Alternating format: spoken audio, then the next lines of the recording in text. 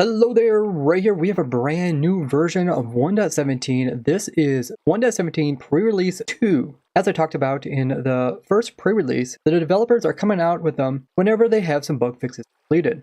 We will be seeing many more of these throughout the week. And that is because they announced that they are coming out with the first part of the Caves and Cliffs update, also known as 1.17, on the 8th of June. They have this really cool image here illustrating what the first Caves and Cliffs update is going to be about. Mostly new blocks, items, and mobs, and also bug fixes to other mobs and features in the game. Notice how they're not showing the caves because we're not getting the actual big cave changes until the part 2, also known as 1.18, which will be around the Christmas time of 2021. Now, June 8th is a Tuesday, and in the past they have been releasing new versions out on Tuesdays.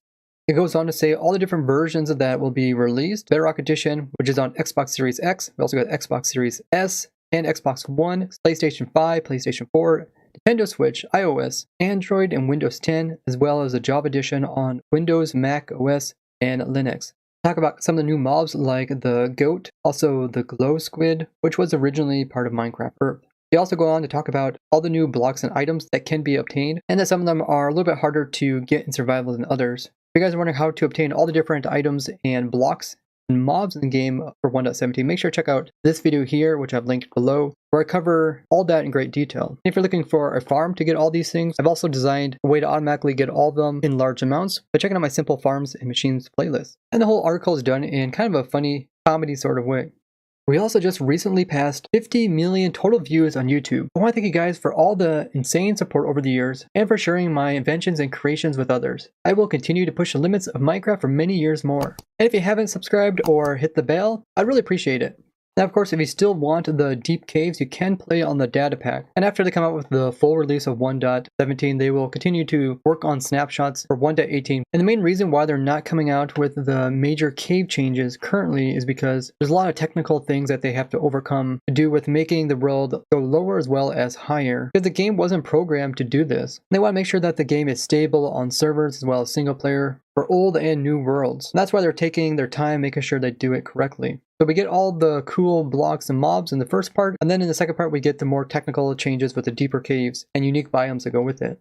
One of the biggest things that they are doing currently is that they are making sure that there's no major crashes that occur when they release 1.17. And in the pre-release 2, the main changes that they made to it are bug fixes as well as crash problems. So let's look at these bug fixes and see which ones they fixed and how this affects the gameplay. The first one is that they fixed smooth lighting, which is supposed to make the lighting between blocks smooth, and this wasn't working properly underneath water. Another problem to do with smooth lighting is how it was going through tinted glass. It looked very block-like, not smooth at all. Next being, if you would shoot arrows on the side of a dripstone point or bamboo, they would never despawn. The flowering azalea leaves used to have their ID called Azalea Leaves Flowers. Now that's been changed to Flowering Azalea Leaves, just like their name.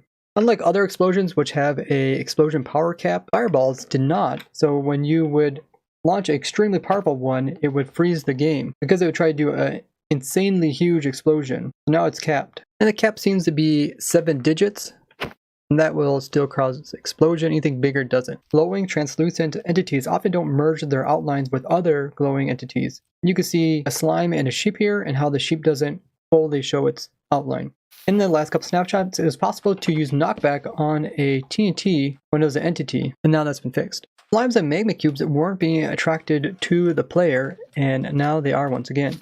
There's a problem that the nether fossils were generating on top of the nether roof, which has the bedrock, in the Soul Sand Valley in some cases. There was some Z fighting occurring with the new signs that have the glowing effect on them. They fixed 2 problems to do with the debug command. For servers, it wasn't stopping, so you had to manually stop it. So those are all the bug fixes for pre-release 2, and we were also given the release date of the full release for 1.17. Let me know in the comments what you guys will enjoy the most about the new version. And if there's any problems that you guys run into while playing it, make sure to report them. I will be doing a video about knowing things are still in the game of Minecraft, most of which aren't unique to 1.17, but have been in the game for a while, and I would really wish they would fix. So look forward to that video. And as always, make sure to leave a like on the video as well as share it, and I will see you guys in the next one. Bye bye!